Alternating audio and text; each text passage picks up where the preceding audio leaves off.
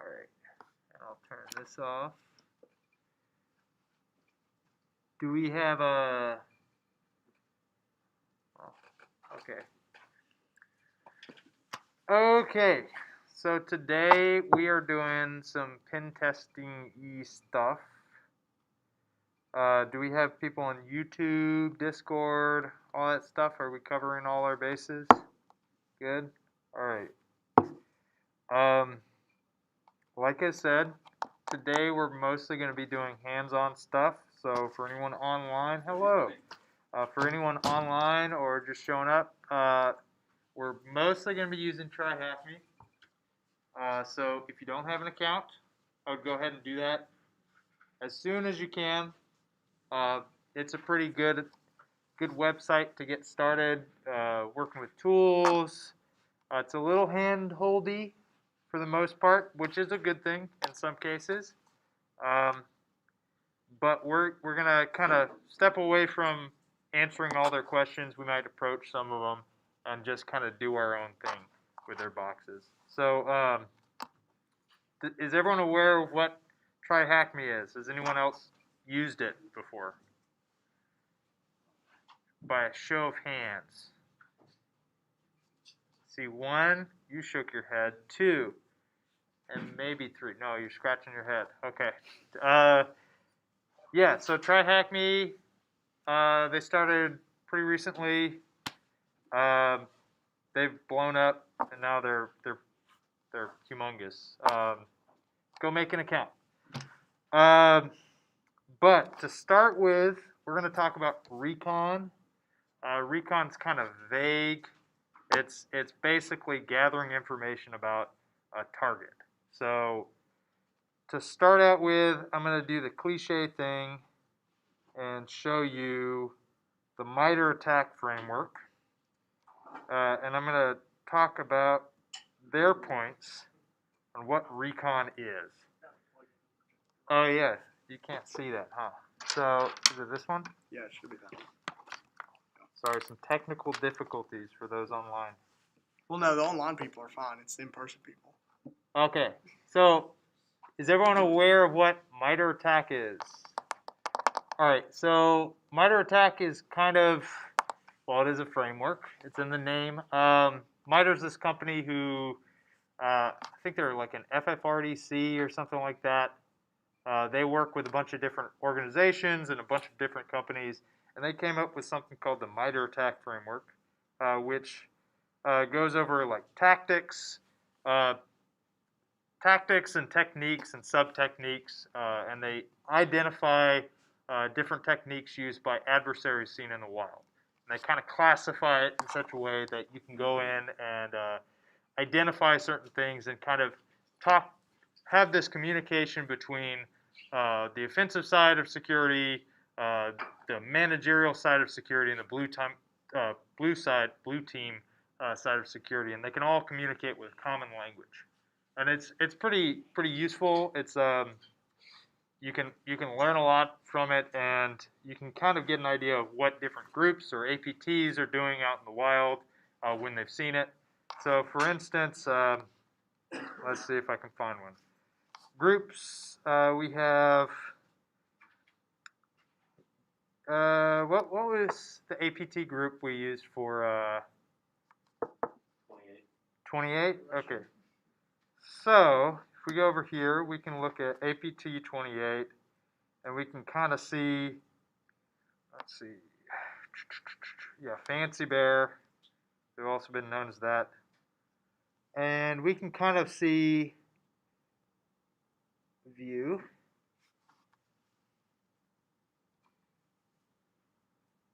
Waiting for it. Oh, by the way, if I get any people online, can you just let me, or questions online or comments online, just let me know. You can kind of see the techniques they use for recon. So they do a lot of phishing. That's one of their primary scores. At least this is the known evidence. Vulnerability scanning. They scan IP blocks. They get credentials from that. For resource development, they have a bunch of domains, and they exploit public-facing applications. So based off of historical evidence or evidence gathered by blue team or whoever, threat intel people. They go in and they map it to this, and it can help people on the defensive side or the offensive side, if you're emulating them, kind of showcase this APT group and try to emulate them in such a way that, you know, a blue team can go in and defend effectively against them. So, and it's kind of cool. So, the reason I bring this up is they have these techniques right here. So we're going to be talking about one in particular, tactic that kind of showcases a little bit of what we're going to be doing today.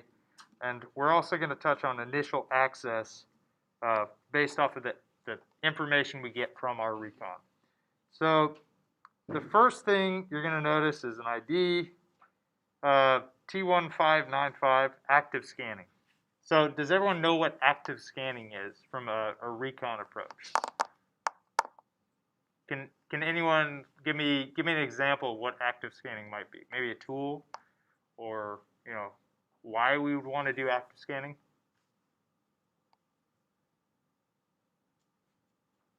Anyone? Come on, Lauren, you know this.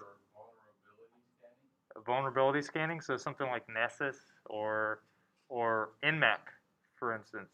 So you might get an idea of what services are running on a specific host or port that's running, and maybe look for something vulnerable, like a FTP is open. It's like this old FTP that allowed for anonymous logins, maybe, or like an SQL database that's forward-facing for whatever reason.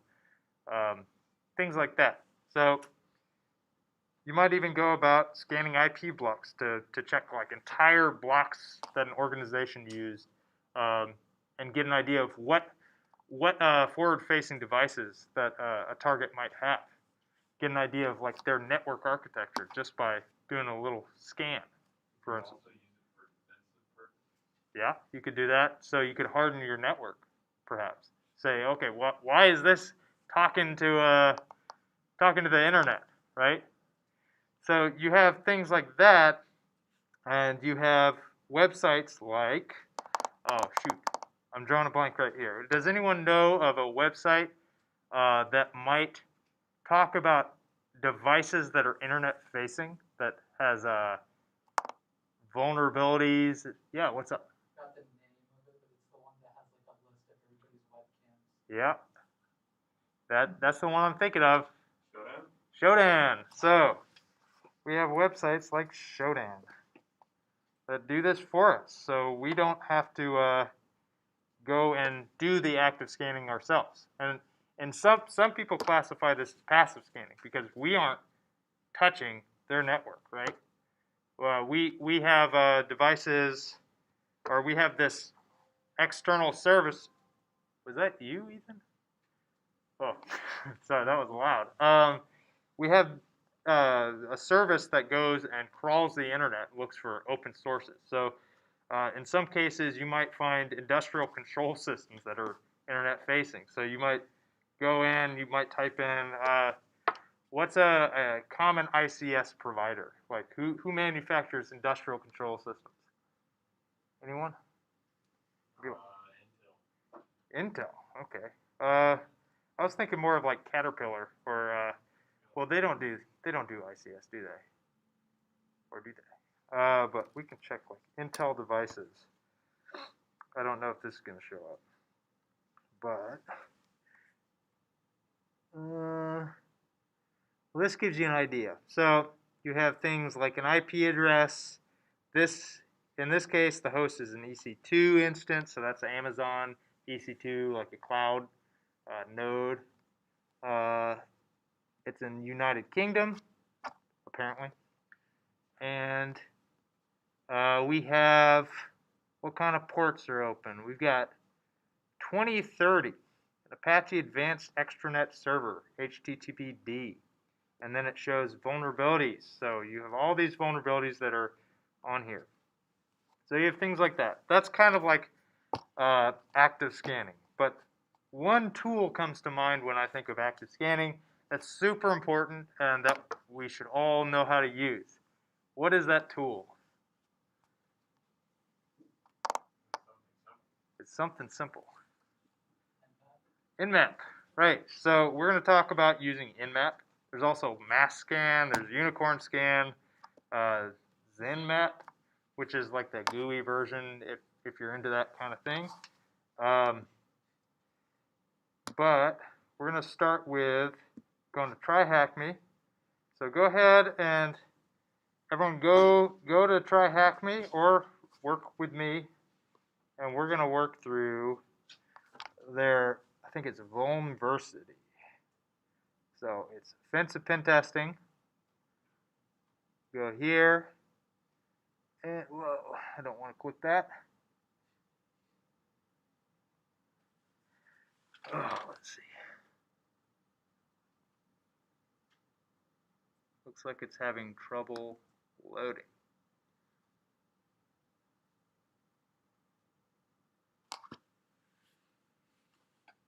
Vulnerability, and then there's like a getting started thing. Yes, I am a human. All right, here's the first exercise. Where are the boats?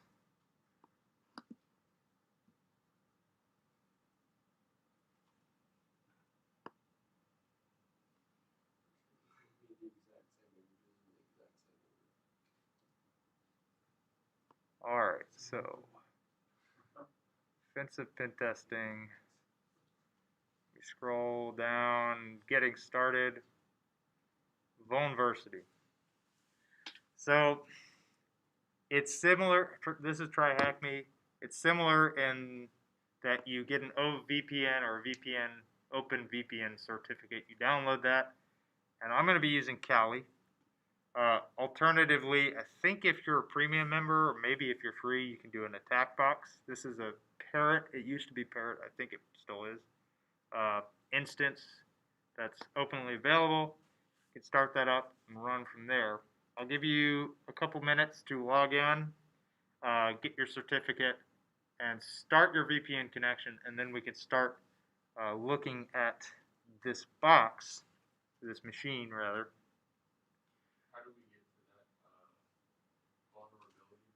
Okay, so if you go to Learn,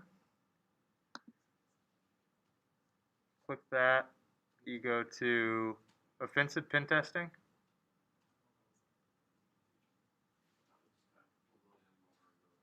and then Getting Started, and Vulnerability. Hello.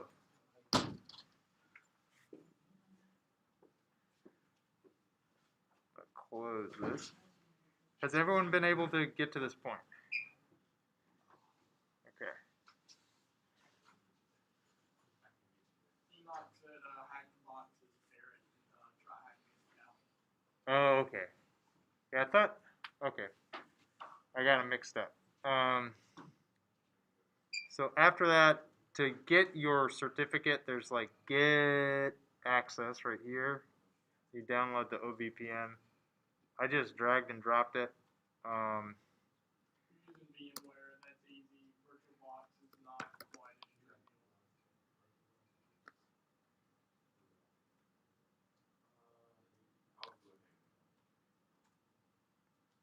Help your neighbors if you need more time. Just let me know. Okay.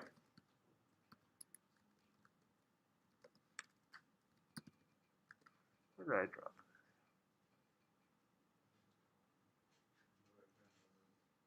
Which module did you go to? it? What was that? What module were you in? So I am in Vulnerability. It's in Getting Started.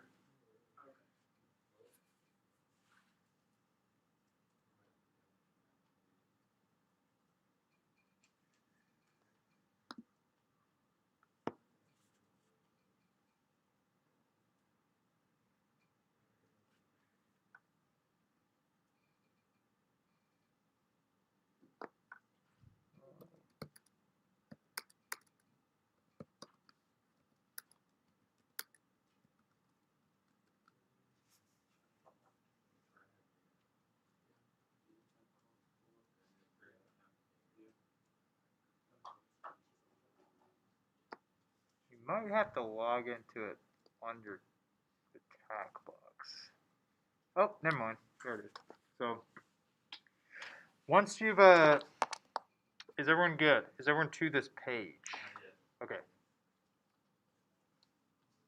Trip. Hey, Dr. Springle. Okay. We're on TryHackMe right now. We're just working through this.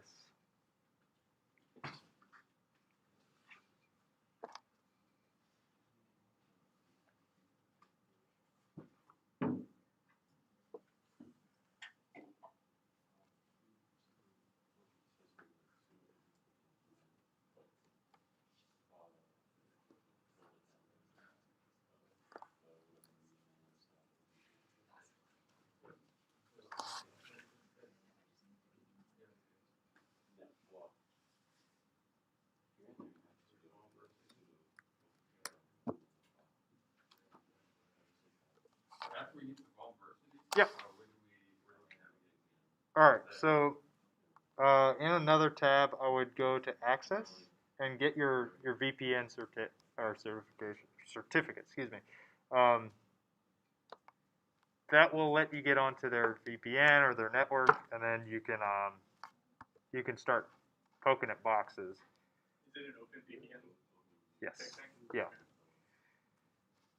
So would we just copy the VPN server name? No, it should just be a single file. Drag that over your box or your. Download your configuration file. Yeah. And then pull that wherever. And then if you're on Linux, you're going to run like OpenVPN and then pass it back to the guy. Yeah. Yeah. I don't know about Windows. Well, I mean, Mac has to use terminal as well. You can use TileBlock or like, I don't know if it is. You could probably install like an OpenVPN client just behind it. On Windows? On Mac. Well, yeah. I guess you have to show mod it as well. CH mod. I don't think you have to CH mod it. Nope. It should be set up for you already, so you don't have to do any of that. Yeah.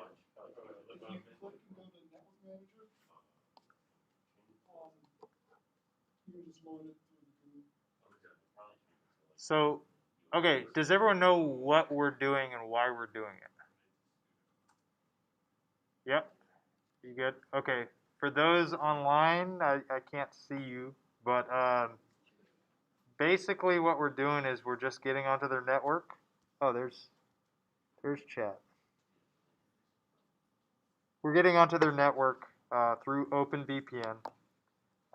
So you download that after you have made an account, and we are going to be working on the vulnerability box to showcase recon and initial access.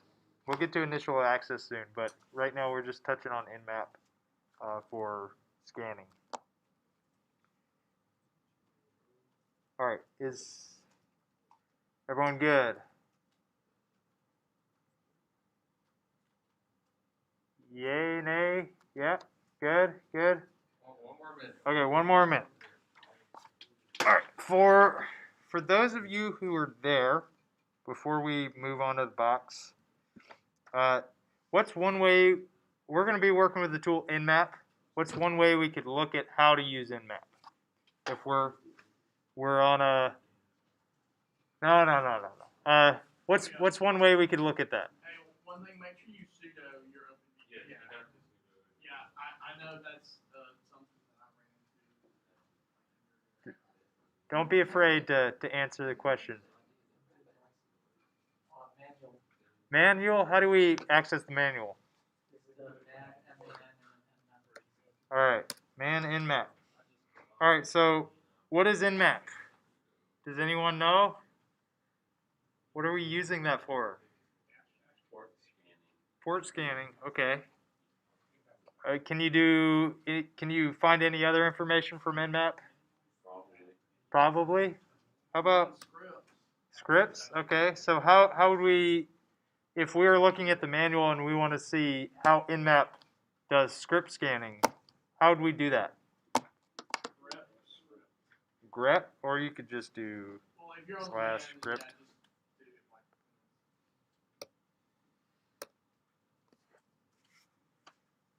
So, can you guys see this? Can you read that?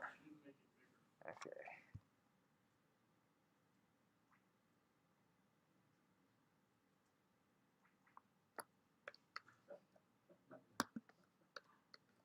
Oh boy.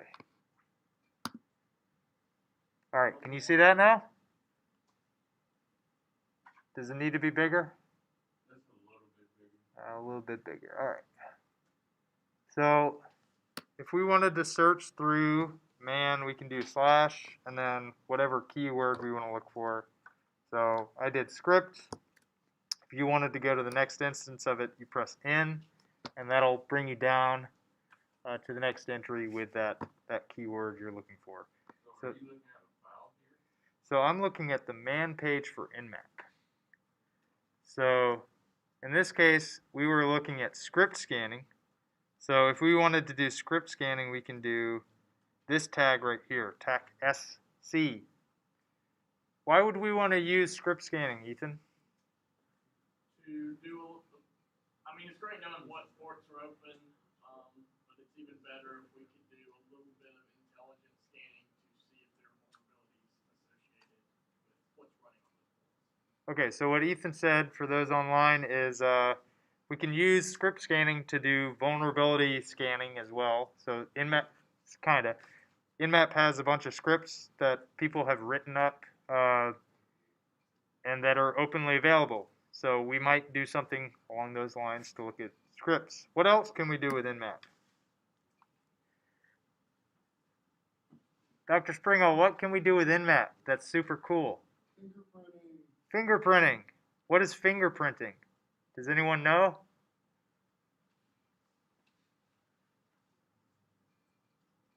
It's a way to identify or give a specific identifier to an entity. Okay. Is that close? To a host? Is that close? Yeah, that's very close. In fact, I think that's a good blanket statement. So for those online, I'm peeking the mic. Holy moly.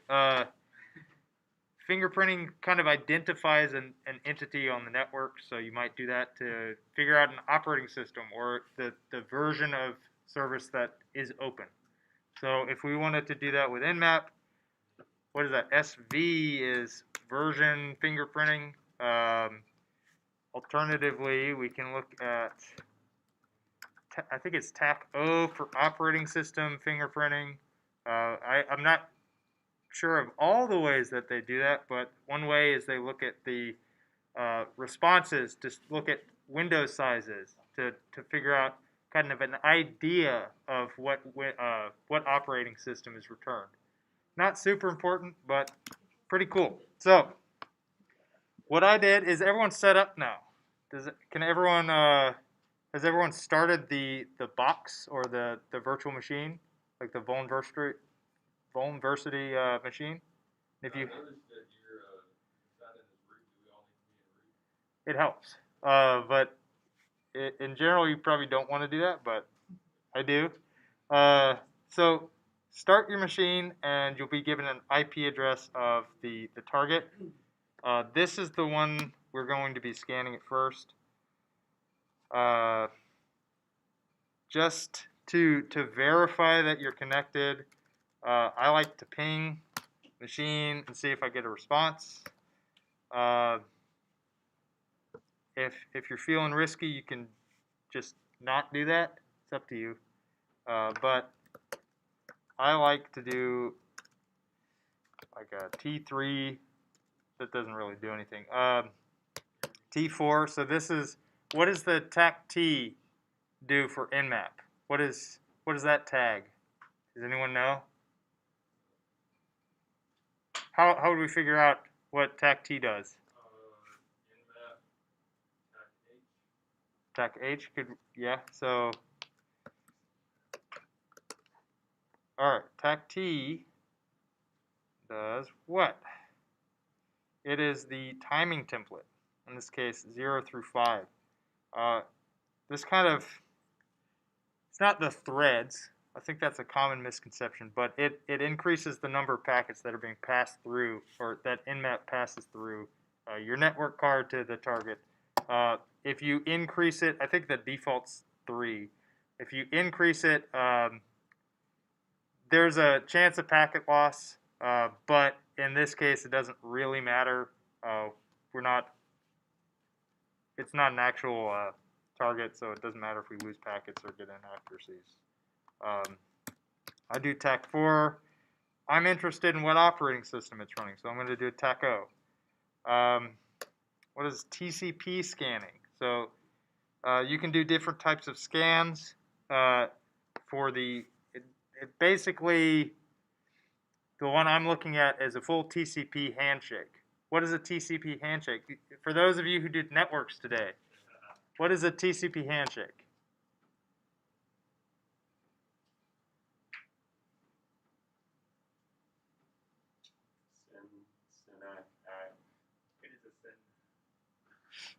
So in this case, if we do a full TCP handshake, thank you, John. So John, for those who didn't hear, John said SYN, SYNAC, ACK. So that establishes the connection between a client and, I guess, a server in some cases. But let's see. There, I can't find it. Hold on.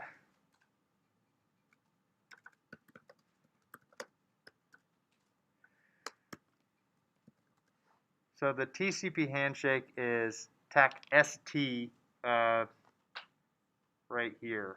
That's a full TCP handshake. I'll do that.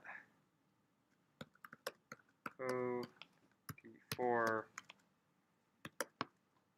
Oops. T4. What's up? Let's see if I can make it where you could see the. Is it this? Yes, but.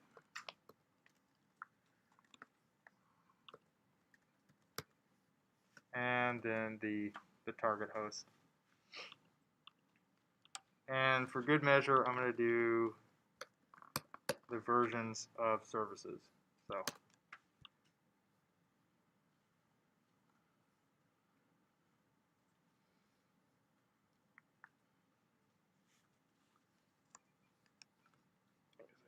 You can see that.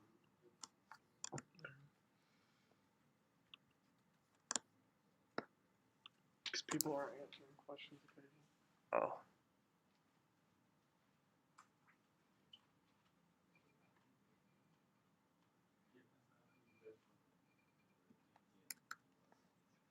Seems to have broken a box.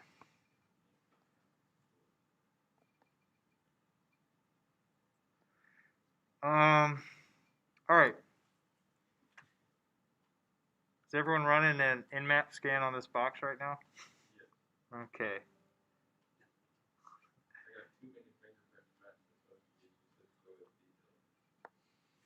Say what now? Too many fingerprints match just those specific OS details, network distance, 0 Okay, so yeah, that kind of goes into the limitations of Nmap. It can only make educated guesses on what the operating system is based off of the information it gets back from whatever the scan is. So it can make an educated guess. It's not going to be perfect. Most of the time, it's fairly accurate. But you know, you might want to verify some things before you make any assumptions. To know the particular distribution for the SSH server. That might be a hint. Oh, yeah. So these are the results of our scan. So, oh, we just did everything. So that might explain why it took forever. If you wanted to restrict the ports that were being scanned, or yeah, that Nmap scans, you can do a TAC-P and then specify a range or specific list of ports that you're interested in. A lot of times this will cut back on the network traffic going on, which can be important. For this exercise, it doesn't really matter. Alternatively, you can do it the top ports, so you can list the top 1,000 ports, top 5 ports, and it's just kind of a, you know, it might list 21, 22, 139, 445, 80, 443. The thing, all the ones you know. This does more. Yeah, what's up? So this basically, what we just did was we basically scan all the ports on our machine to see which one was available. Yeah, on the target machine. So in my case, it's 220209 right here. So does this tell us which ports we can penetrate? Potentially, yeah. So what ports do we have open on this host? What looks interesting? What should we look at first? What about 21? Okay, so this, does anyone know what the state is when it comes to ports? What does that mean? Open, closed, or filtered, I think, which might imply that there's a firewall in between. In this case, open, so it's an open port. What service is running on port 21? Oh, can you see that? Is that too small? I see people squinting, so I'm gonna zoom in a little bit. Also, oh if shoot! you all started the same machine, it should technically be the same on your. Yeah, so your results are going to be similar, if not the same, or they should be at least. Dr. Springle, can you read this back here? Or is it too small? Okay, cool. So port 21 is running FTP. I think I heard someone say that. The version is VSFTPD 3.03. If we were interested, or we thought that was pretty interesting, or that might be vulnerable, we might look this up on like something like ExploitDB, or I think there's it's like exploit search on here. No, maybe not. It's something. So we'll go over here.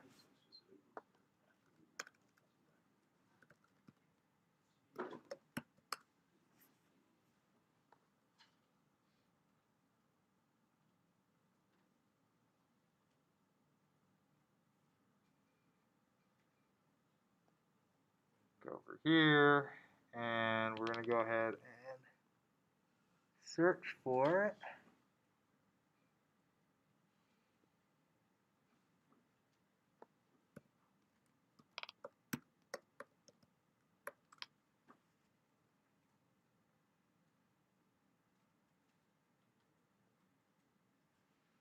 No matching records.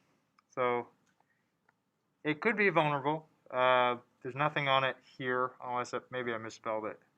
It's possible.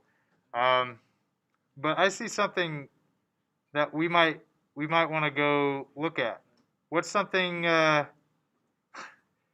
What service do we commonly use on websites or to host websites that might be listed in this list? HTTP? Yeah, what's HTTP for? Transfer protocol? What do we use that for, though? Encryption? It's not encryption. Cat pictures. Dog pictures, if you prefer dogs. But if we go to, what was it, 3333? Yeah. All right, so if we go to port 3333, does everyone know what I'm doing here with this browser? I know it's freaking small, so hold on. Well, we'll go to this. Let's see what's hosted here.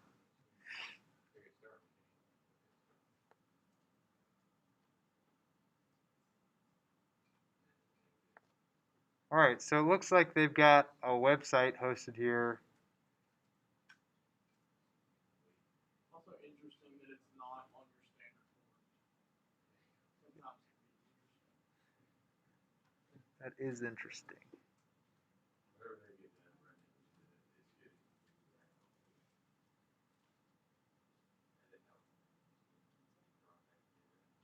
So another way we can do recon is, say your target has a website up, and we're interested in what they're doing. We want to, well, they're our target, right? So we would go to their website, we'd click around and see if there's anything that might be useful. So in this case, they've got some weird website about education. It doesn't seem to do anything, but yeah. So not much here right now. What else do we have? We've got. Anything with that fingerprint, or is it just gibberish? I wouldn't worry about this. Wouldn't worry about that.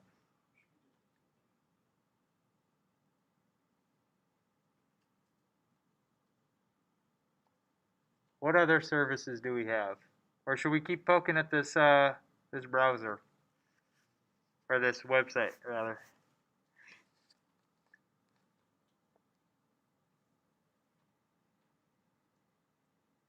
How did you get that website again? So if you wanted to go to the website, you punch in the IP address of the target, and then whatever the port is after a colon. So that right here is really small, but that's just saying the website you're going to is at 10.10.220.209 on port 3333. There's a colon between them. Yeah, so with normal websites, or normally websites are normally hosted on 443 or 80. It's usually handled for you. So if you were doing like google.com, there's kind of an implied 80 or a 443 at the end. It's Depending just on whether you specify S or HTTP right. in the protocol header. Yeah.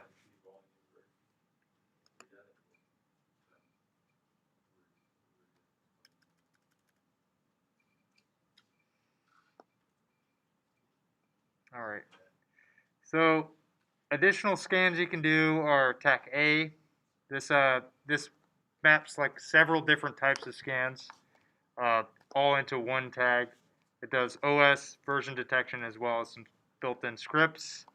SC, like we mentioned before, is for scripts. Verbose or verbosity is pretty useful when you are running a slow scan and you want to make sure it's still running. It also gives you an idea of what's being done. UDP is also pretty useful. And then you can do a SYN port scan. So I mentioned before a TCP scan. A SYN scan doesn't finish the complete handshake, so it drops after the SYN, looks at the response by the server, and just doesn't complete the handshake. So it's a lot faster than TCP because you don't have to establish it. However, if I were a defender and I see someone doing that, that's pretty suspicious. It's a kind of a red flag if you see someone scanning your network and they drop the handshake midway through. So usually, if you're actually doing a pen test and you're trying not to get caught, you generally want to avoid doing a SYN scan. And you also generally want to avoid doing complete port scans. Like, not all of the ports are super interesting in the first place. So that'll cut back. So we'll keep going. So another, I mentioned before, we've got a website. What do websites usually have on them? Maybe that's a little too vague, actually. Images, cat pictures. How how do you usually navigate to those images or a portion of the website? Hypertext links, So what? clicking on links. Okay, clicking on links, and you said Hypertext. hypertext. Okay. Websites usually have like buttons, right? So if you click on the button, it's going to take you to a different portion of the website. And if you're looking at a URL, what does that look like? A directory?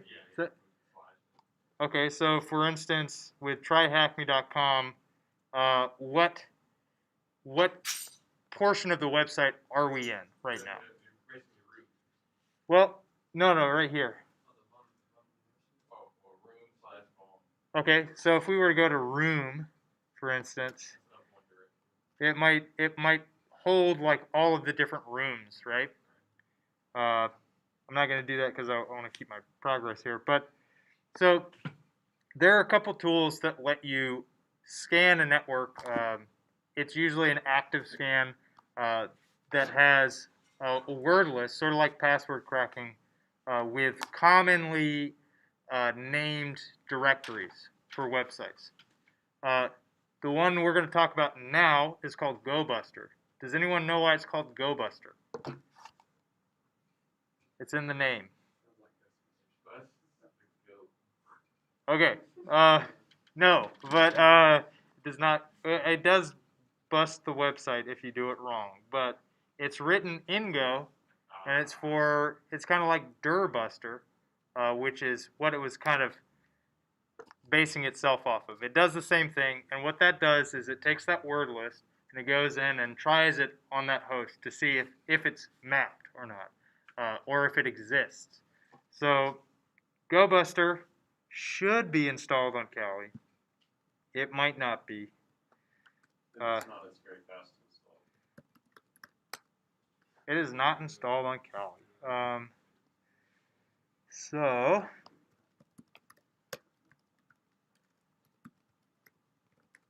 we're going to go ahead. Oh, there it is. It should just be apt-get install. You can. You can? Yeah. All right. I just have to install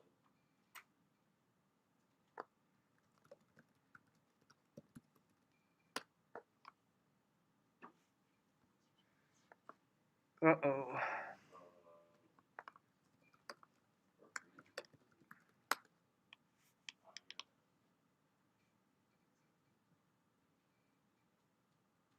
Oh.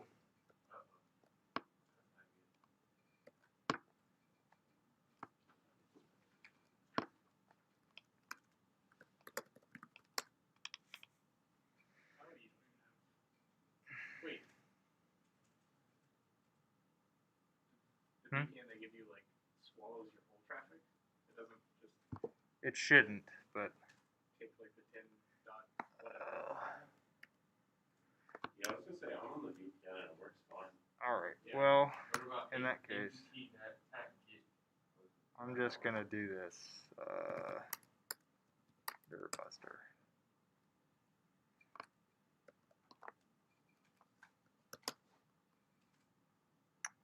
This is why I should have tested this. All right. Dirbuster and GoBuster should be about the same. So, can anyone walk me through how to use GoBuster on their boxes? We're not going to be able to showcase it here. It should be. I didn't even realize it sounded like that, but it does. What are we trying to do with GoBuster? I said it earlier, but We're trying to navigate the URL of the website, and I don't know what that means by busting, to be honest. They're trying to destroy. You're like trying to navigate its directory structure. They're trying to enumerate that. Okay, enumerate the directory structure. has everyone been able to install GoBuster?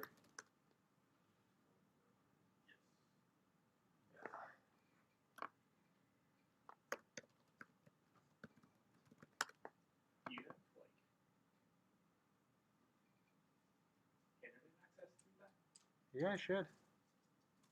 Try like pinging Google or something. Yep. Yeah. That's really strange. Try So doing like a go get install. Hmm? Or try doing like a go get install. It's a, go get install. might have that as Oh, okay. for that. Yeah, that's not.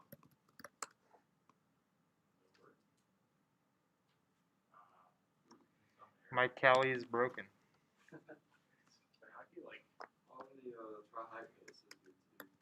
Sudo apt-get install. Well, he's as a root, so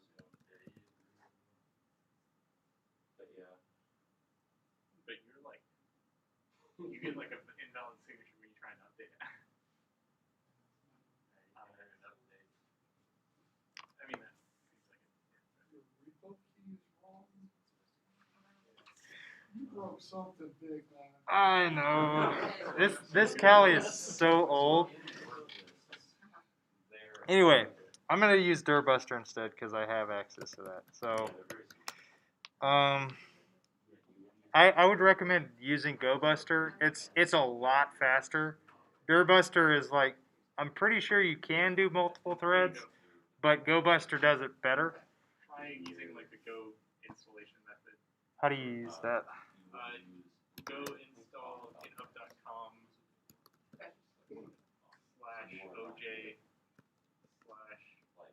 /oj/gobuster. His name is OJ.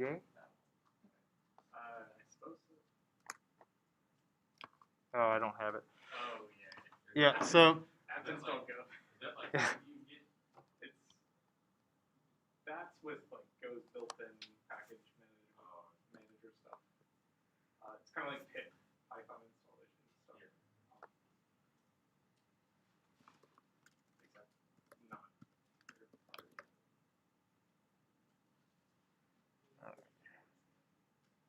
Uses Java. Not Python or whatever.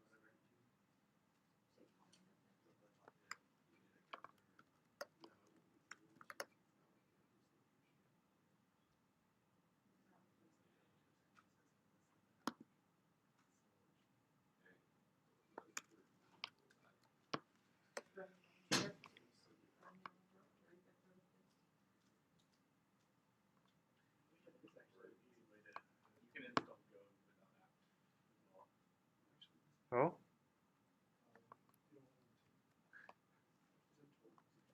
It's like a. It is like an install script or something. It's like a. So the one that. Yeah.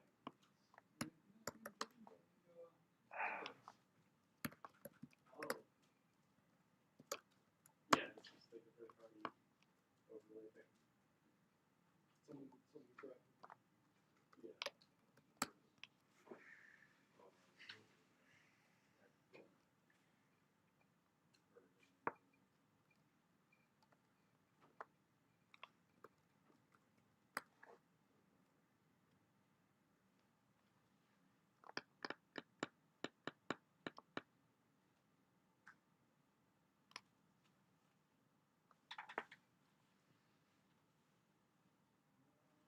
Everyone running GoBuster?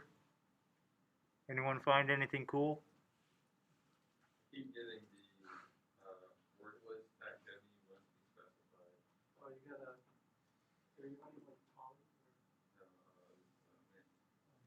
So, you need a word list? yeah. What is a word list? You can find them on GitHub. There are some good ones. no, I think like it's just like There is a. and then we'll just point to it and say like this here. I'm pretty sure if you just search What's the term? Word list? yeah, just search like wordless GoBuster and there's like some common ones.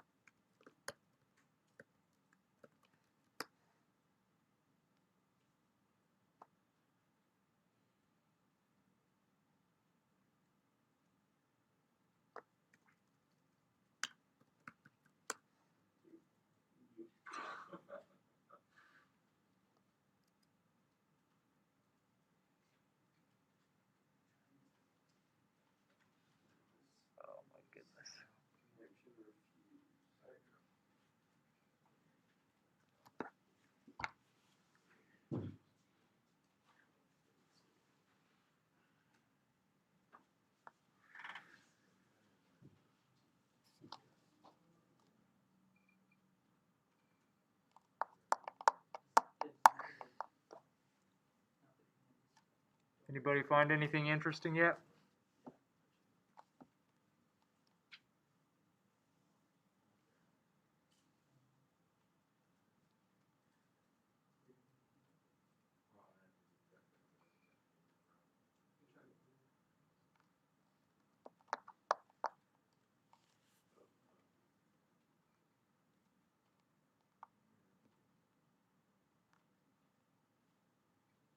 There is an upload page.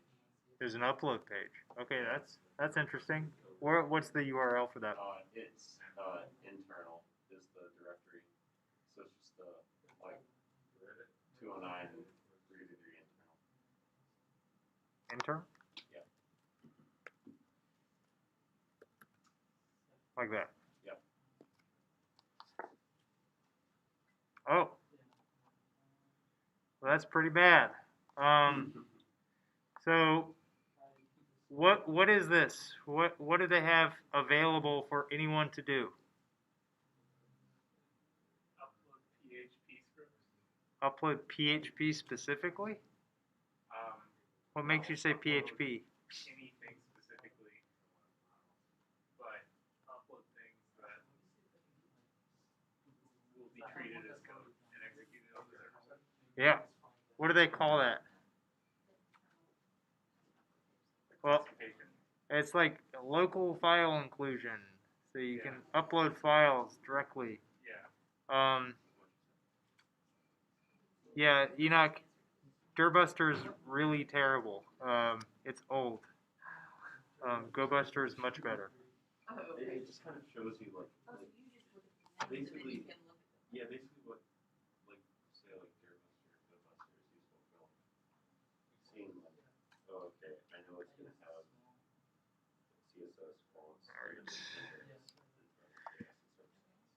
So like it'll have those or well, I haven't actually seen like Java GUI in a while. translate. Oh, Is that like URL. Swift or something? I don't know. Alright, so that's one interesting find. We found a file upload page at /internal. Thanks to John for finding that. We're going to keep Dirbuster running in the background just in case we find something else. But for now, we found the upload. So that's one other piece of recon, like I mentioned, checking their websites for what's there, mapping it out, and getting an idea of what you can access. Kind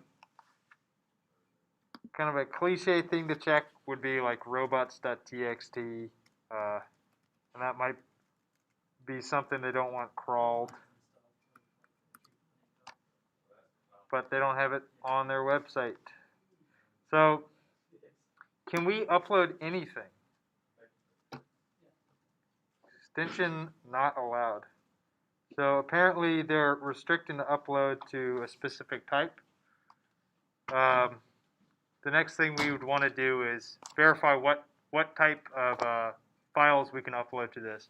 But that kind of goes into what we're going to be discussing next, and that's initial access or exploitation. So how do we get a foothold on this box? We now found something that is very, very vulnerable, very bad in terms of security. Why is this bad? Dr. Springle, why is letting anyone on the internet upload anything they want bad?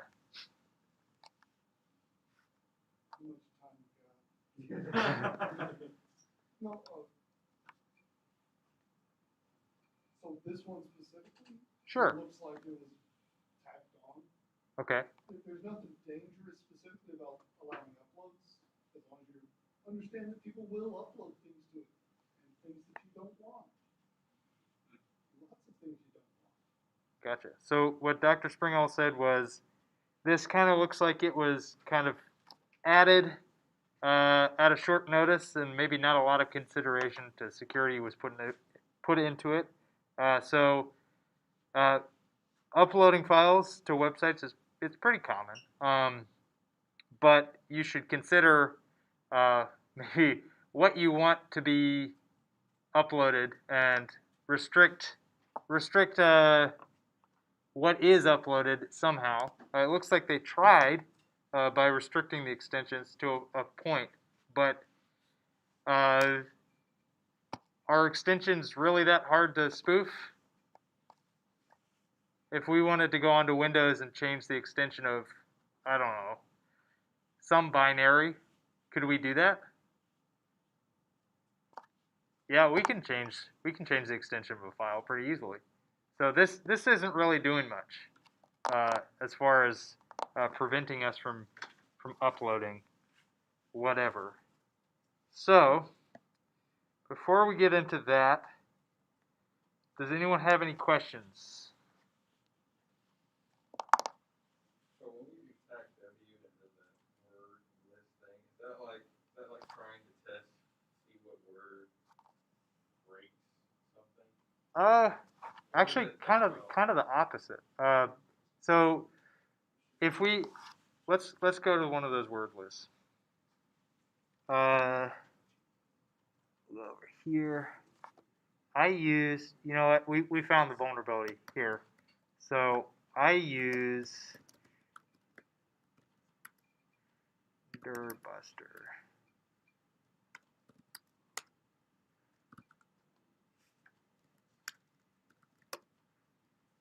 Which one did I use? I use directory list 2.3 medium.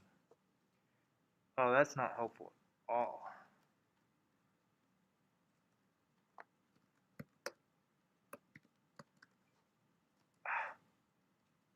Is it M or N? November, What am I thinking of with A and B? Is that lowercase. is it grep I'm thinking of? I don't know what you see on. Okay, A and B are for grep when it's before and after. Sorry.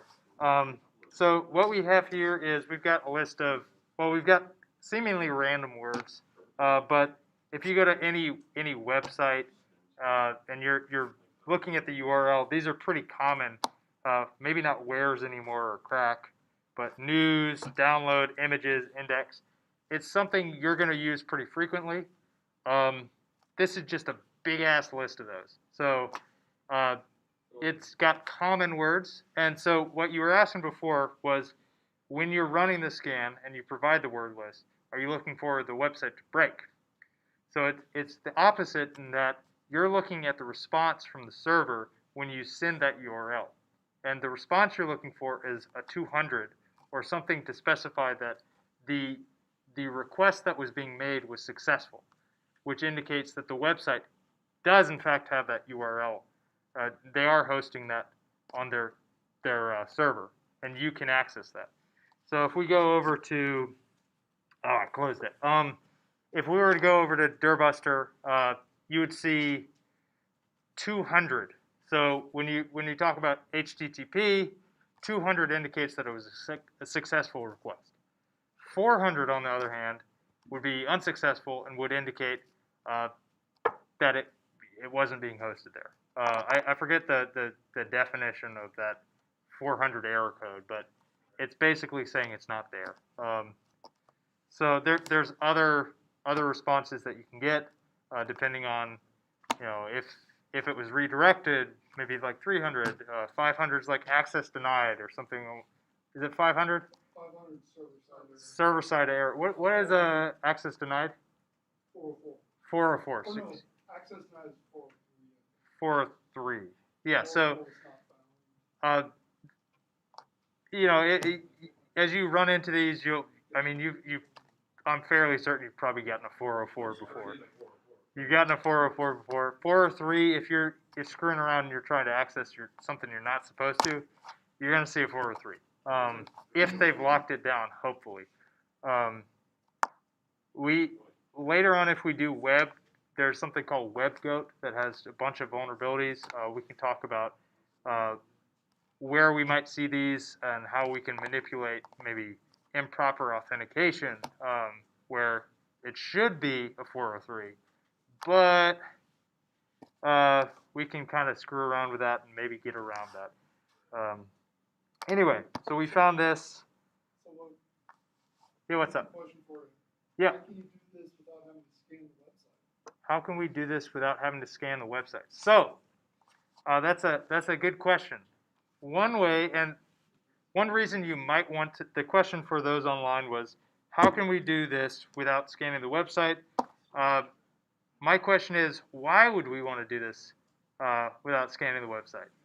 So before we go into how we can do it, the reason why is if you've got one attacker or one IP address sending you all this freaking traffic, what's that going to look like? Like you're trying to break something. Trying to break something? You could be a web crawler. That's pretty common. But you know, it might be a red flag if the user agent is whatever Dirbuster uses, and that's a known entity. That's a tool that someone is probably familiar with as a defender and can say, okay, that looks like Dirbuster traffic. That's someone scanning our website to see what we have available on that port. One way we can get around this is we can go to a search engine and we can look at sites. We can do a little Google hacking or whatever you want to call it, and we can do something like, for instance, if we're looking at auburn.edu,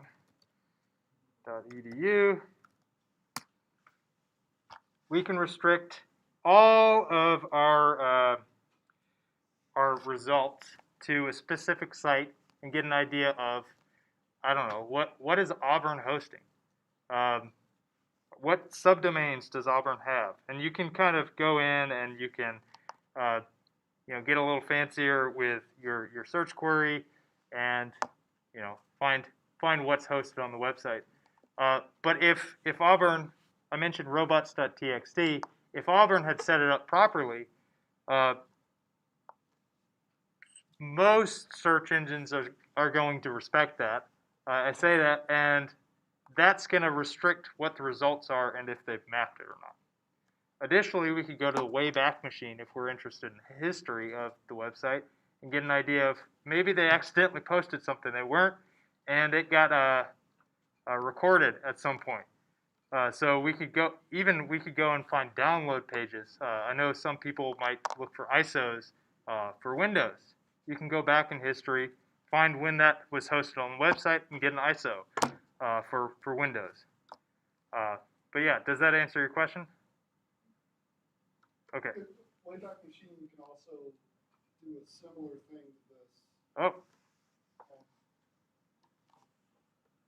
Cool. I didn't know that. So. And there's also instead of site, you can use in URL.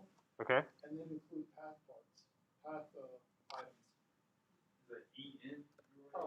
IN. Like so instead of site auburn.edu, you can do in URL auburn.edu / the start of the path, because then it'll trim it down.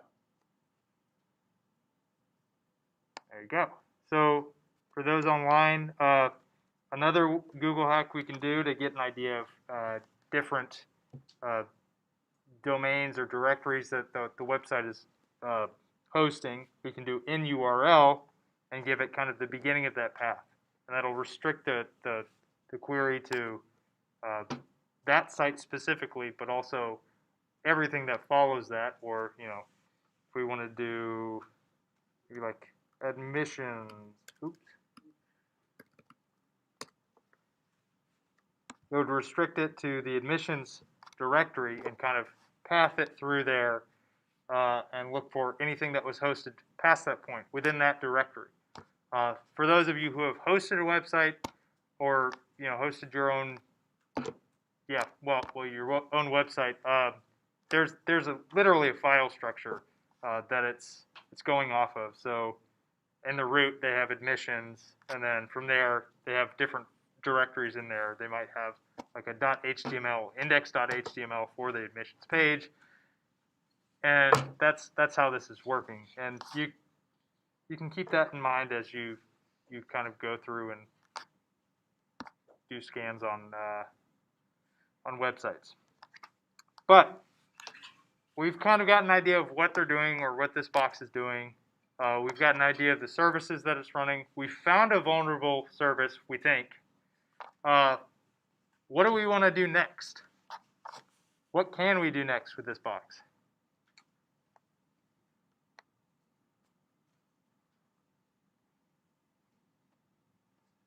Upload a file. We can upload a file, and that will give us initial access, right? So I'm going to go back to the MITRE ATT&CK framework. They have conveniently labeled different techniques that fall under the tactic of initial access. So there are many ways you can get initial access. One we saw earlier this year was a supply chain attack, or maybe that was last year at this point. What was that? What is the infamous supply chain attack that we saw? SolarWinds, right? So I don't know if that was necessarily initial access, but it's how they got initial access to other hosts. Valid accounts. How is that initial access? How can an adversary use valid accounts to get initial access on a target box? And why is that a huge problem? Ethan? Are you referring to like using a valid account to make requests, but not an account that you actually have access to? Well, in this case, it would be like going in and logging into someone's account that was already there. It's valid. You can just log in, and you're now an authenticated user. As far as you're concerned, or as far as the person who owns that box is concerned, you are that person. For those of you who are interested in doing SecDec, this is a big problem. This is a big red flag and something very easily changed. How can we fix this issue? Password changes. Yes. One thing that is pretty common in a lot of things and shouldn't be an issue is default creds, or creds that you can break. So if you get an idea of who or a username on a box or a service, and you run a scan, or excuse me, you do like a brute force attack with common passwords, or a dictionary attack with common passwords, you can now log into that. Zach is very familiar with something called Hashcat and knows that it's not that difficult to find passwords of people if they make them really insecure. So strong passwords and changing default creds is important. Additionally, there's default accounts for some services that are available. But what we're going to be talking about is kind of like a drive-by compromise or exploiting a public-facing application. So we're doing, I believe it's local file inclusion, which means we can upload a file and access it. So does anyone know what burp is? Or burp suite? Lauren, do you know what burp suite is? Heard of it? Okay. Burp Suite's kind of like this tool that lets us proxy traffic. I'm pretty sure it's known as like a web proxy or HTTP proxy. So does anyone know what a proxy is? Generally speaking. Or does anyone, like, what is the definition of a proxy? If I were to proxy information from Trip to Blake, what am I doing?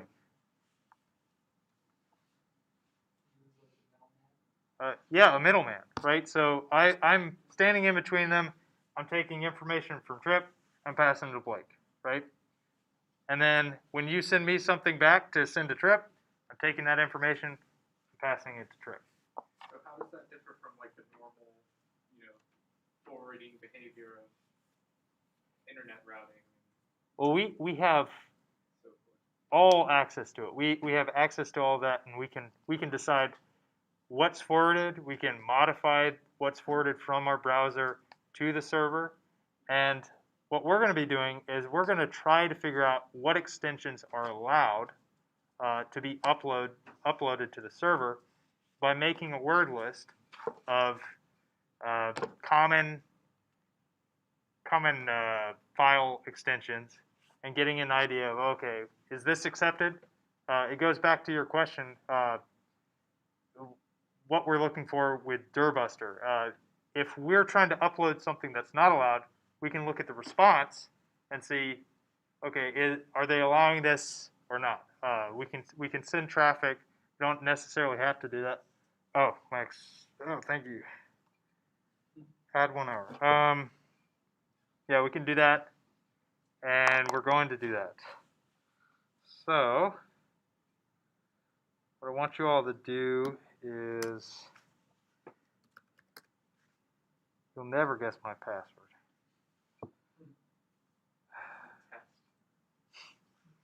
Not test. By the way, if you're running Kali, change your default creds. So, GoBuster. Oh, sorry, not GoBuster. Burp. Wait.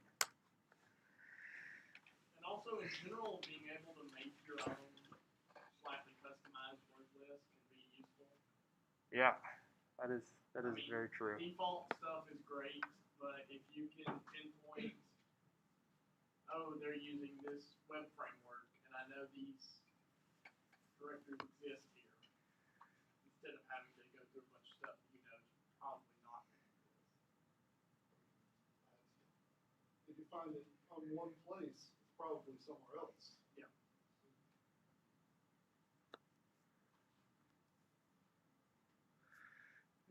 It's going. Maybe.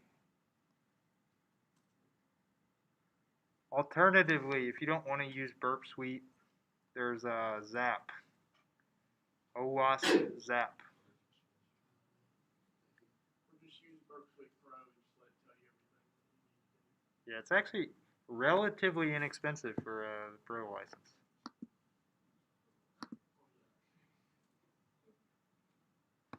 So this is Burp Suite Community Edition.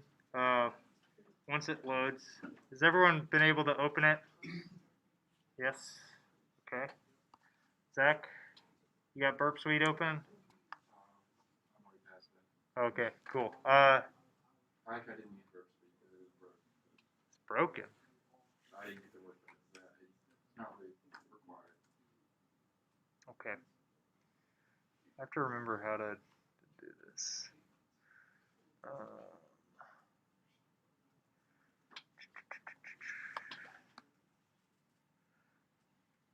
It's been a while since I touched this.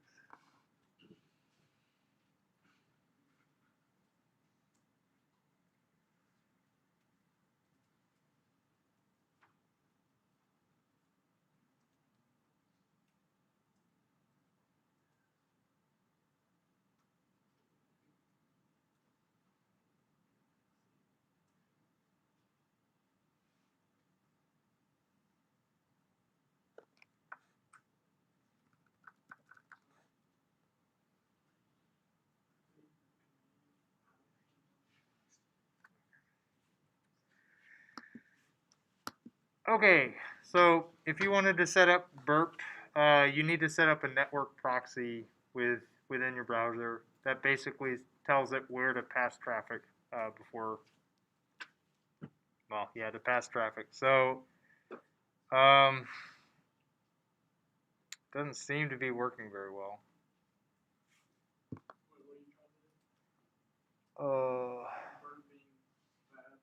Burp is being bad.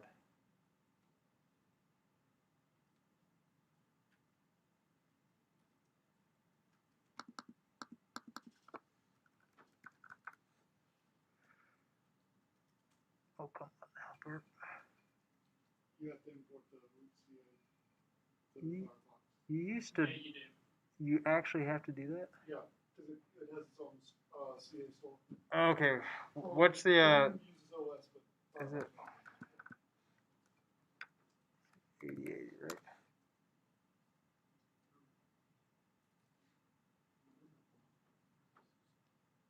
Please don't do that anywhere else except in a VM. Import root CAs from random places. Yeah, that's not a good idea. All right. Yeah, in general, probably don't use burp sauce. Do you remember where to import I it? think you can download their CA from the web. Oh, I've got the cert right here. You need to I know think you where can to- double click it or no, try preferences and there's a search bar.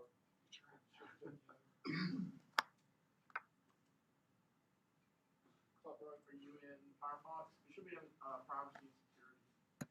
And then authority.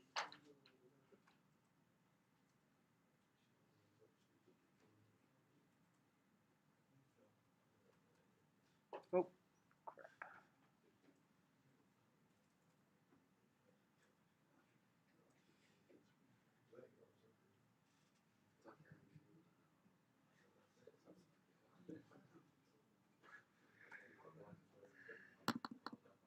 Oh. It uses the certificates for HTTPS interception. There we go. Okay. Yes. Yes, it does. All right. Does everyone have this set up? Did anyone follow along with what I was doing? If not, we can walk through it really quick. But no, like if we need to walk through it, that's fine. Yes, we do need to walk through it. Okay, so we need to import their cert. So what we do is we go to localhost and we go to 8080. But before that, we need to set up the proxy. So to do that, we go over to preferences within our browser. And you're using Firefox, right? I'm using Firefox. Go over to network proxy over here. Go to settings. And we go down to manual proxy configuration. And then we give it localhost. So we're passing all the traffic to localhost port 8080. Isn't the website that you're talking to also just HTTP? The website I'm talking to? The vulnerability one or whatever. It should be, yeah. So this shouldn't really matter, but this is how you set up Burp Suite. Oh, this just generally. Yeah. +1 parrot droid. Gotta go. Buy a cat at Auburn.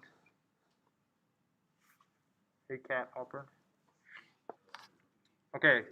Everyone able to add the network proxy? Yay? Nay? Anyone still working on it? Okay, I'm going to move on then. Alright, so we've done that. Now we want to go to 127.0.0.1. That's our local host. Port 8080. Right there. We should land on this page. Then, top right, we click CA Cert. We download that.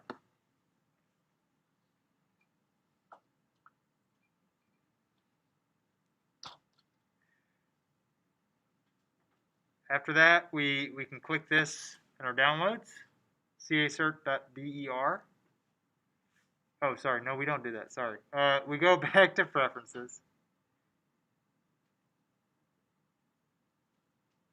find in preferences, we do cert, and then view certificates.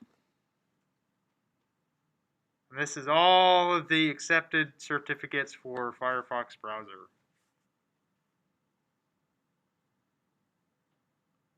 Lots of them. But we want to add one more, so we import it. cacert.der, you select that, and then I've already done it, but should work. There's one toggle that you want to do, and it's basically saying you're okay with it. Certifying web traffic, I think is the verbiage they use.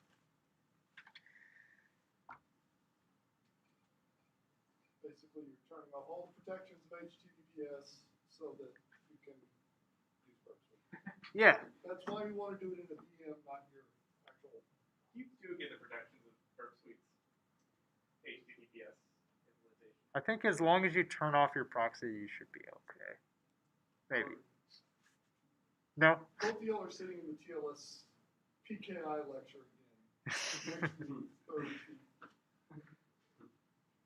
Yes. Enoch says for quality of life, use Foxy Proxy. So Foxy Proxy is an extension that lets you turn on and off proxies through basically a little drop down. It's pretty convenient. Again, for those of you online, don't add random certificates to your browser. It's a bad idea.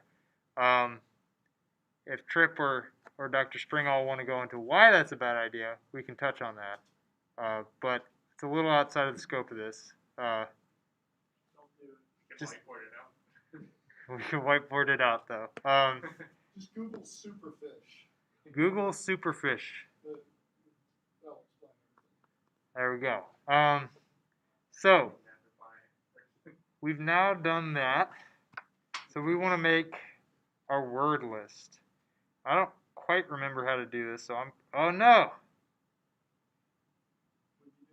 My crap expired. I thought you gave one more out. I did. So the luxury of this website is if you forget something and you need a little bit of a hint or help, in most cases, it's probably a better idea to Google it yourself so you can get better at, figuring things out for yourself. But this is this website helps you in that it does give you hints.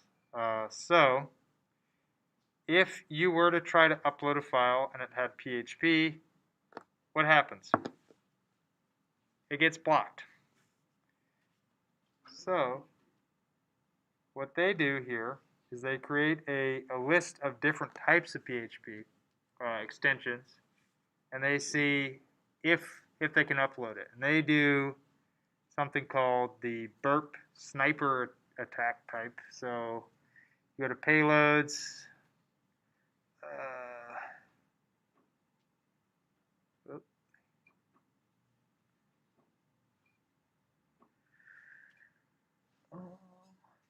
Proxy action.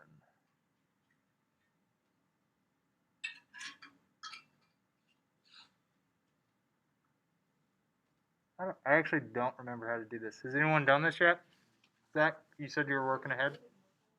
I didn't use Burp. You did not use burp. Okay.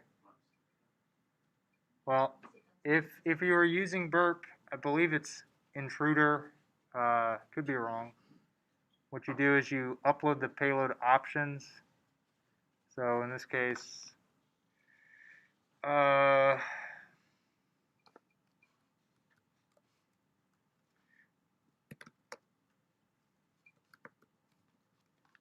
You should get positions and like add a file name.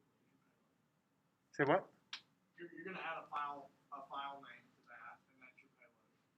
Yeah. In that file. So can anyone give me some different PHP extensions? Google is okay to use in this situation.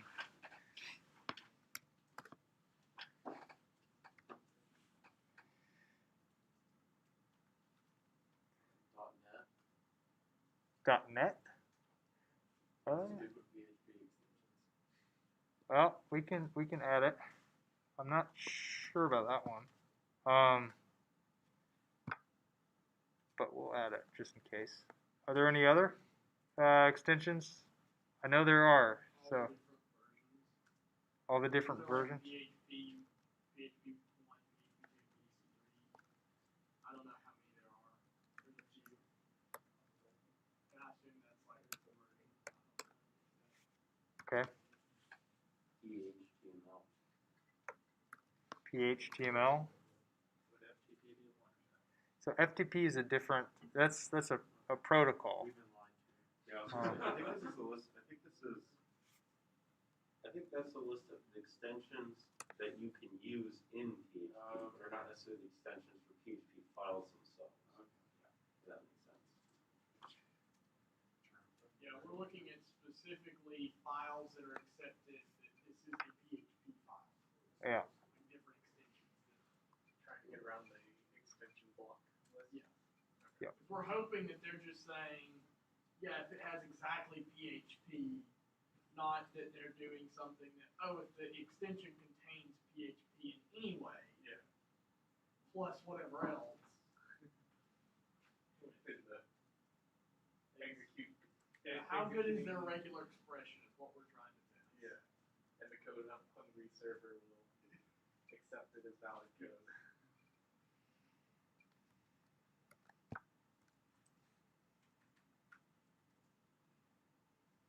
The server knows more PHP extensions than their exclusion list, I guess.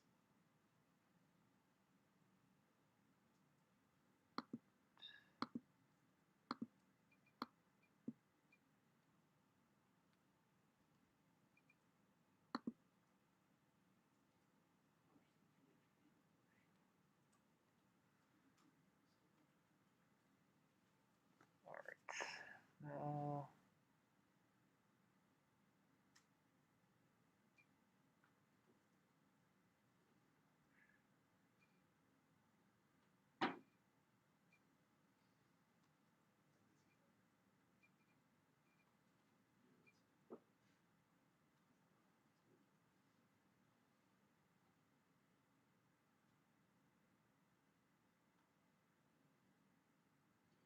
Oh.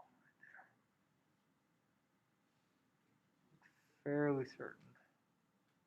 This is how we do it.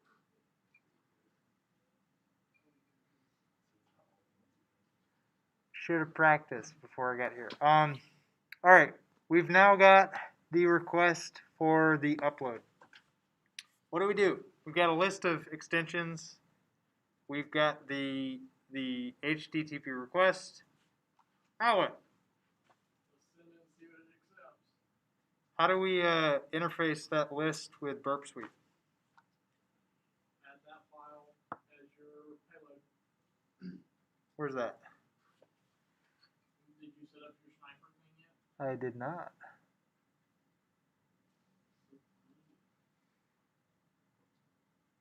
When you set up your sniper, Where was I? give it payload and snipe it.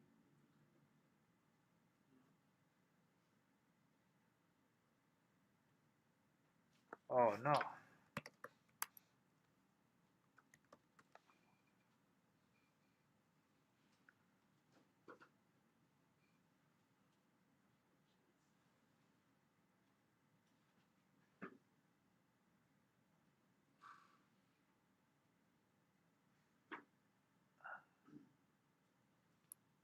All right, we got that. Now what?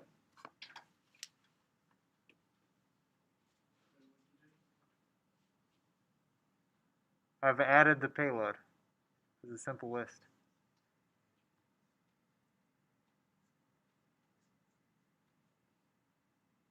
I mean, you have the actual request that you're going to do.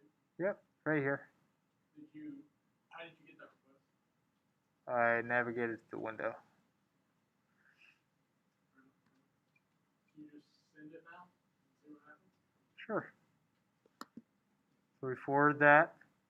Extension not allowed. Which one? Say what? Which one got that though? Which? Huh? Which extension got that response though? Shouldn't Empty. It's an empty file. Oh, you said the empty Yep. Shouldn't we have our payload be the file that has all of our extensions? We should. You're right. How do we do that though? Somewhere you can upload a file there. Hopefully. All right.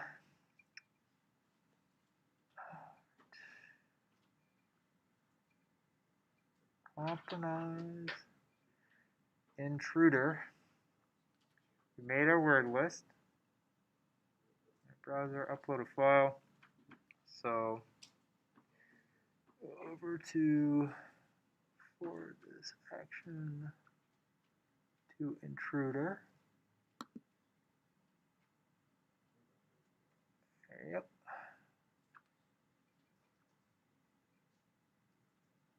Reloads.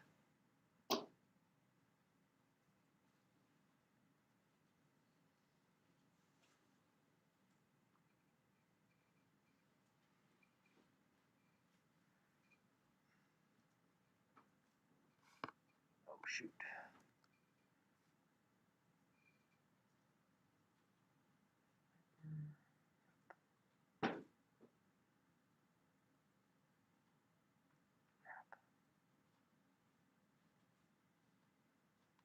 I think that should work.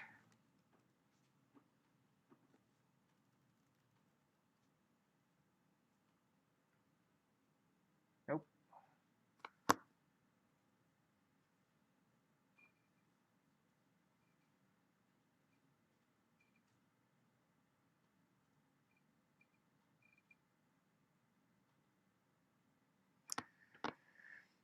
I clicked it too many times.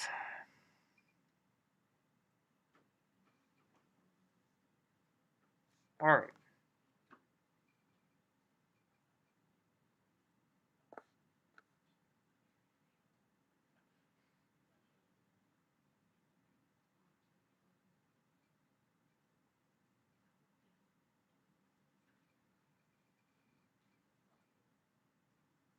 Does anyone know what I'm doing?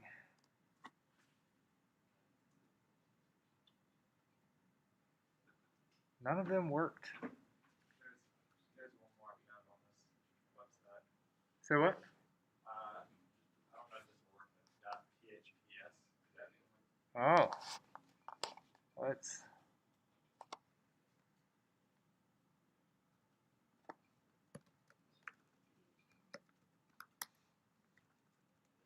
Remind me PHPS is PHP secure.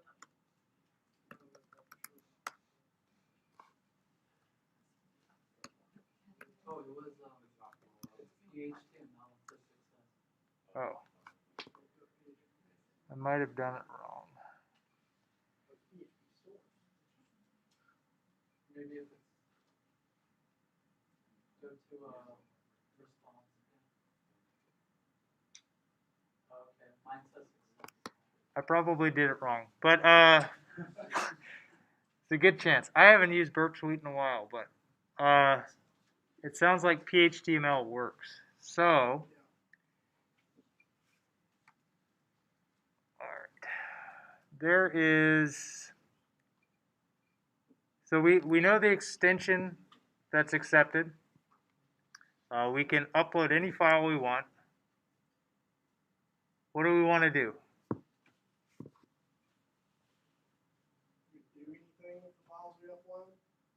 Say what? We do anything with the files after we upload them? Assume so. What do we do to them? I don't know. What could we do with them? If we upload a file, what's the point of uploading a file? To gain access? Okay. To see output? Yeah, we could see output from maybe the server if we navigated to the file. What is that called? If we're getting some kind of interface with the server, some access from the server from a file we uploaded, what do we call that?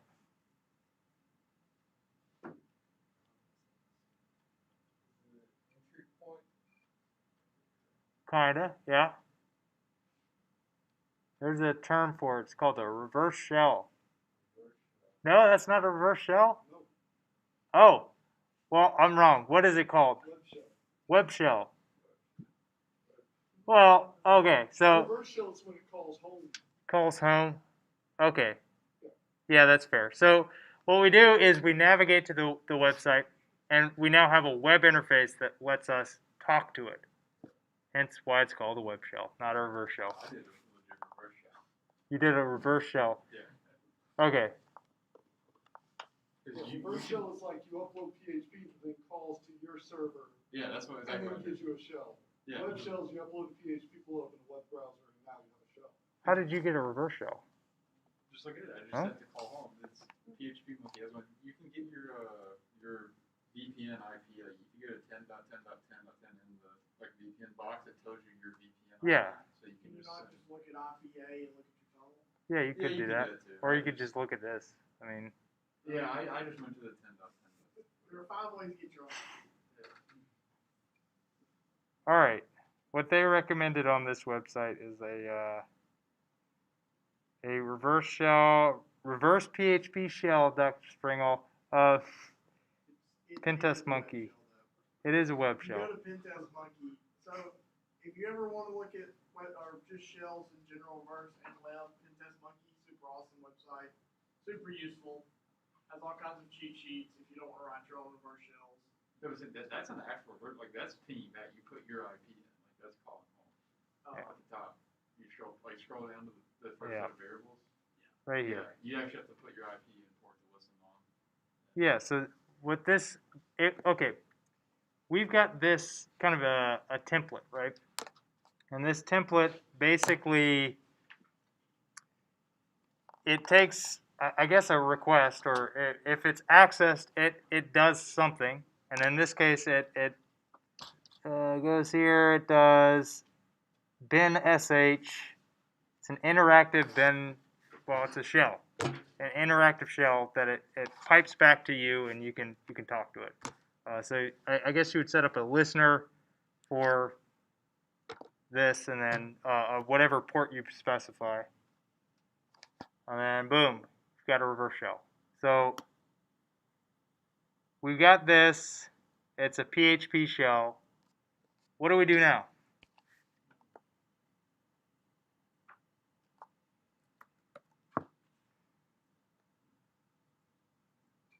Well, you gotta fill it out. You gotta put the variables. Okay.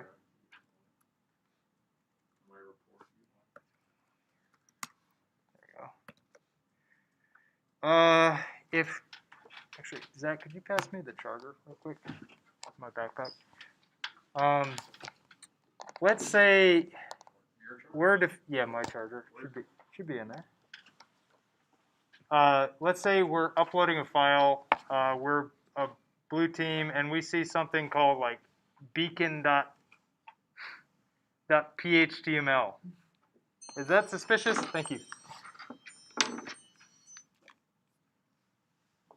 I'll tell you right now, it's really freaking suspicious.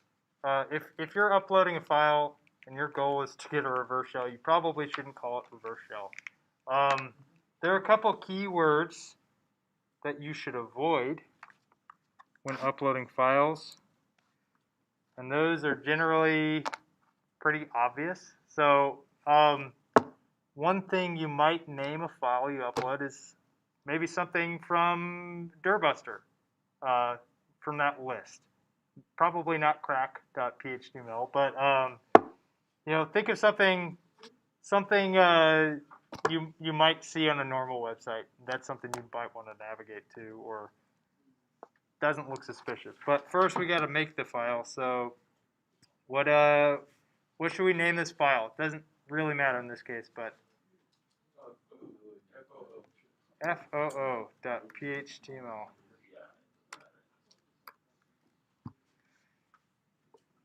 Well, what if you just, did you just copy paste that? Yeah, I just copy paste it. You can also just delete it. Yeah. Like if you just go to the raw like GitHub stuff, you can just stuff. Where do you think? Like you can also just wget. Oh yeah, wget it. Yeah.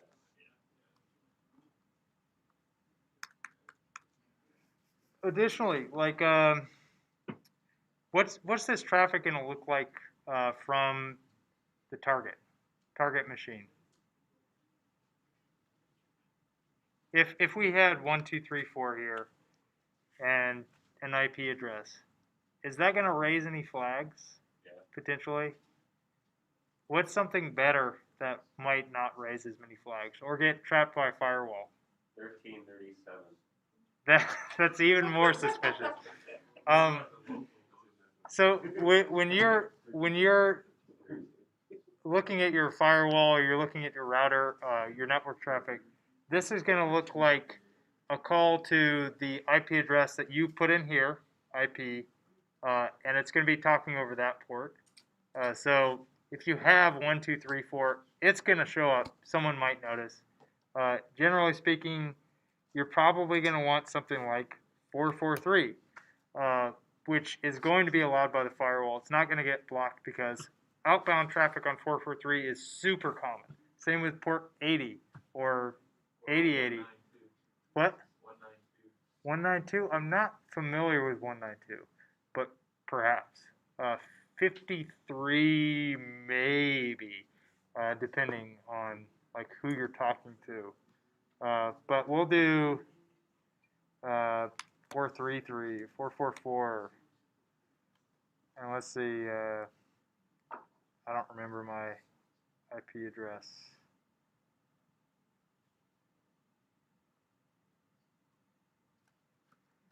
So I'm going to go ahead and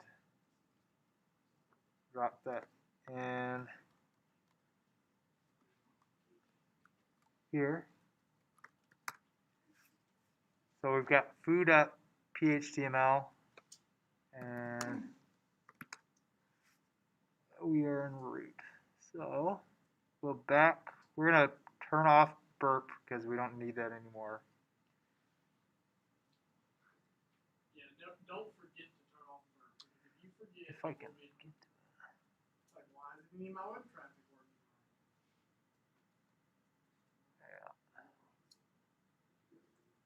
You know what?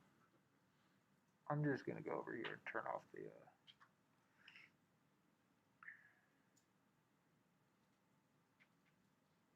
no proxy.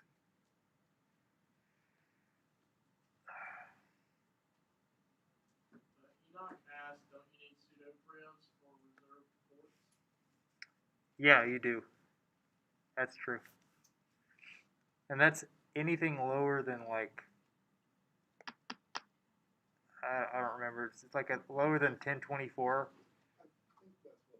Yeah, so if you know that the web server is what's returning this, like what you're navigating to, you're probably not going to want something lower than 1024. So that's a good catch. We'll do 3,000 something? 4444 instead.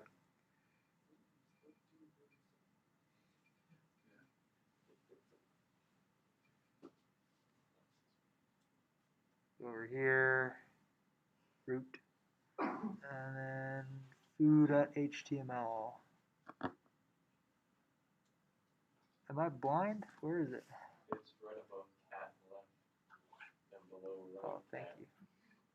Oh, thank you. Success. And I'm guessing uploads was one of those. Yeah. But what did we not do? We didn't set up a listener. So how do we set up a listener? Does anyone know what a listener is? Is it like a server waiting for the request to connect or request to? Pretty much, yeah. It's a basic server that's listening on that port. So similar to how they have 8080 up, we've got 444 up, waiting for traffic to come in, kind of. So one tool that you're going to see over and over again is called netcat. Within Linux, it's NC. So it's, what do they call themselves? They call themselves the Swiss Army knife of TCP or something like that. It's a very, very useful tool. For this, we do TAC L for listener, V for verbose, and P to specify the port. And then I set it to 444, the port. Whatever you set your port to, that's still small. You're going to want to put it there. And now we're listening on 4444. And make sure your port there matches the port that you put in your. The same way you need to match your IP with the IP that's in the reverse shell that you upload. It's in it's slash internal slash. Oh, internal. Okay. Within slash upload. Oh, okay. Yeah. So if I had gotten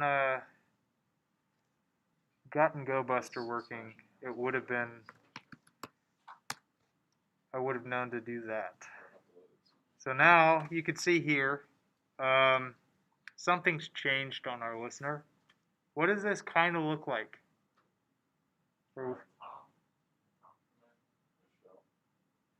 Shell, yeah. So we can see here we've got a connection received on 10.10.220.209. Does that look familiar?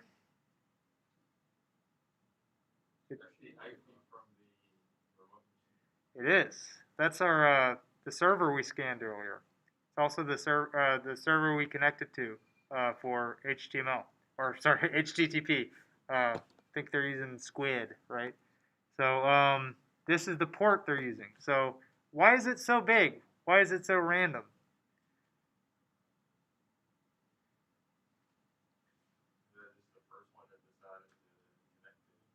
Yeah, there's a name for this type of ports. It's kind of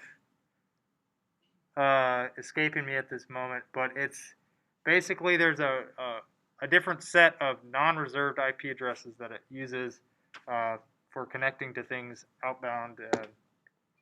That's the case here. Say what? Non-reserved ports. Non-reserved ports. Right here, we've got some information about the host.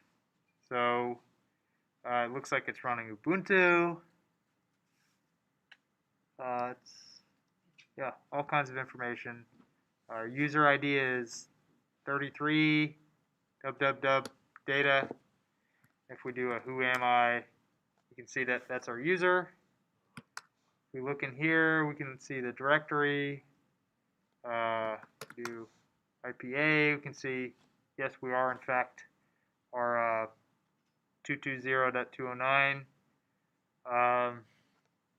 Do W, we can see all the logged in users, but we now have a foothold. Hooray, initial access.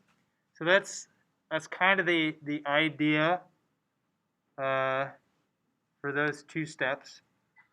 We found the vulnerability through using recon, and now that we have a foothold, it kind of cycles back on itself. If the first thing we'd want to do is we want to verify who we are. We should have landed on that IP or the host that we navigated to just by the fact that we navigated to that URL to get a reverse shell, right, or a web shell. It should be that host, unless for whatever reason someone tried to give you a reverse shell on that port, they knew at the exact same time. But if you land on a box, you get a beacon, you get a shell, you want to verify who you are, your IP addresses, and you want to start doing enumeration to get more information about what host you are, and maybe to pivot onto a different user, and to privilege or escalate your privileges so you can do more on this box. Because you'll find that www.-data is not a normal user. In fact, you're not going to be able to do much with this user. So you're going to want to change the user pretty soon. Get to a normal user. So if we do cat at etsy_pass_wd, we can see all of the different users on here. And my guess is we're probably going to try to get Bill's account. And Bill is the first user that was created, we can see, with 1,000. And he's got a shell right here. We also see his home directory. But we're not doing that tonight because, one, we don't have too much time and I'm tired of talking. So, and eventually, once we get Bill's account, if he doesn't have sudo privileges, we're going to try to get root. So if we scroll all the way up to the top, we can see that root is still there. They have a shell, and we can do some fun stuff there. But I think that's all for tonight. And Before you close up, yeah, what's you're up? actually right. This is absolutely a reverse shell. Yeah. I thought you were going a different route. No, I'm not gonna upload like something to access. Yeah, can you just throw a web shell in there so people just? It's completely a tomato thing. So sometimes it's easier to do web shells. Pentest Monkey definitely has some web shells. Yeah, Pentest Monkey is awesome. Very useful. Except when their website goes down and you have an assignment due for breaking into boxes in 2 days, and it's kind of frustrating. But do you have a web shell in mind? I can't think of one right now. PHP web shell. Okay. Very simple book one shell, PHP one shell down there. Oh, I love going to GitHub and downloading open source PHP shells. You're uploading it to someone else's server. That's fine. No, sorry. I thought this was the direction you were going. That's why I jumped. No, I actually really hate web shells. They're terrible to work with most of the time, but yeah, pretty much. It's just like, But so one thing about web shells compared to reverse shells, if they don't work, there's less to troubleshoot. Because some servers do outbound beats. some will do stuff like that. I don't know if we can upload this because it only accepts PHTML. I mean, we could rename it PHTML, but PHP It's- can have HTML. I'm being stupid. Hold on. All right. Well, we're gonna shut down the stream and work through this offline. But thanks everyone who came out. But we're gonna go and do this afterward. But